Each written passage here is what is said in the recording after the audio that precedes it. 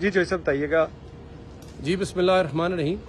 मैं बहैसियत Lahore police commander अपने लाहौर के तमाम शहरियों, अपने बुज़ुर्गों, बहनों, भाइयों, तमाम लोगों से एक अपील करना चाहता हूँ।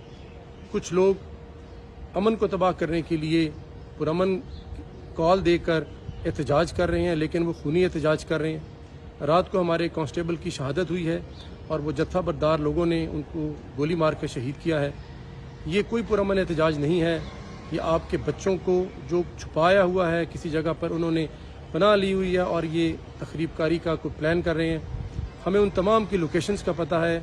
हम सिर्फ आपसे ये अपील करना चाहते हैं, अपने बच्चों के मुस्तकबिल को दाव पे मत लगाएं, उनको वापस अपने घरों में बुलाएं, बिकॉज ये कोई एहतजाज नहीं है कि आप लोगों की, कानून नाफिज करने वालों की जान लें।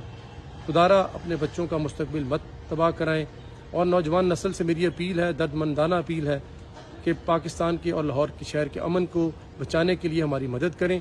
और अगर किसी जगह पे कोई नक्श अमन होता है ज़रूर बताएं, बिकॉज शहर में दफ़ा 144 का नफाज है। जो शख्स भी कानून हाथ में लेगा उसके खिलाफ सख्त से सख्त लाहौर पुलिस कार्रवाई करे। Thank you.